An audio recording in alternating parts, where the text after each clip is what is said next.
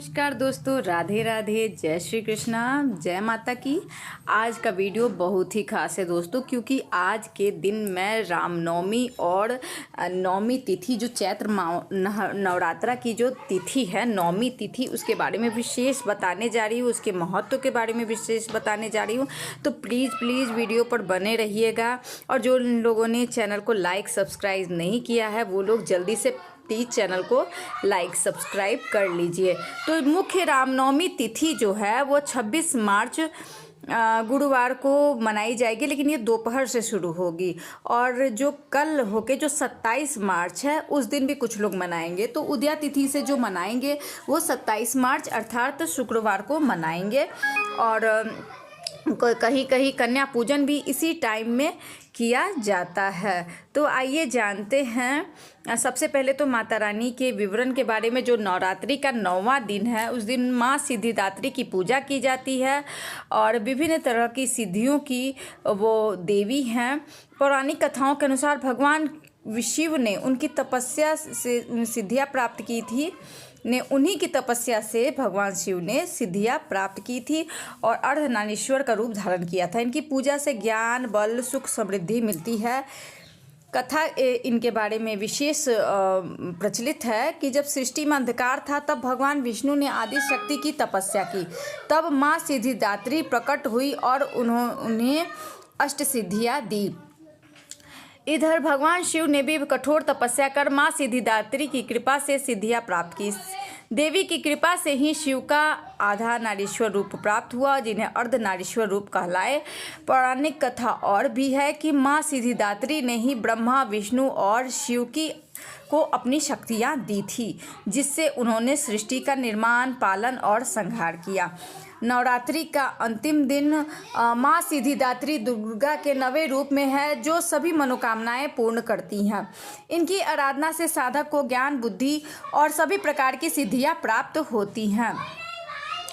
इनकी पूजा से समृद्धि, आरोग्य की प्राप्ति होती है।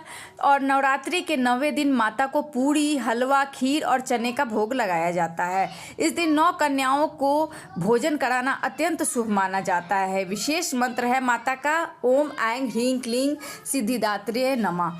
माता सिद्धिदात्री कमल के आसन पर विराजमान है। उनकी 4 भुजाएं हैं। कमल, शंख, चक्र, गदा सब कुछ सही मार्ग दिखाने के लिए उनका प्रतीक माना जाता है। अब इसके बाद आइए जानते हैं रामनवमी के बारे में। जो चैत्र मास के शुक्ल पक्ष की रामनवमी तिथि भगवान विष्णु के 7वें अवतार मर्यादा पुरुषोत्तम श्री राम के जन्म के रूप में मनाई जाती है।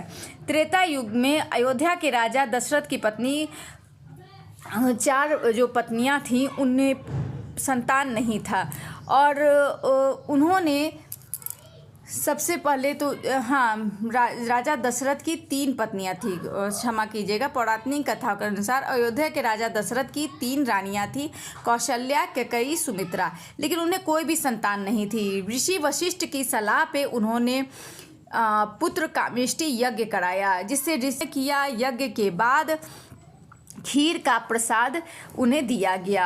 1 कटोरी खीर दिया गया। राजा ने वो खीर अपनी 3 रानियों में बांट दी, जिससे वो गर्भवती हुई। और चैत्र शुक्ल नवमी के दिन माँ कौशल्या ने भगवान श्री राम को जन्म दिया, जबकि कैकेयी ने भरत को, सुमित्रा ने लक्ष्मण और शत्रुघ्न को जन्म दिया।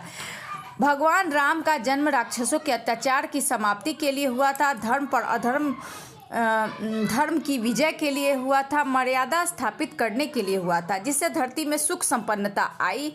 और रामनवमी का विशेष महत्व है। रामनवमी के दिन भगवान श्री राम की पूजा की जाती है। उन्हें फल, फूल, खीर अर्पित किया जाता है। यह दिन बुराई पर अच्छाई की जीत है, भगवान की भक्ति का प्रतीक है, जिससे लोगों में हर्षोल्लास के साथ ये पर्व मनाते हैं।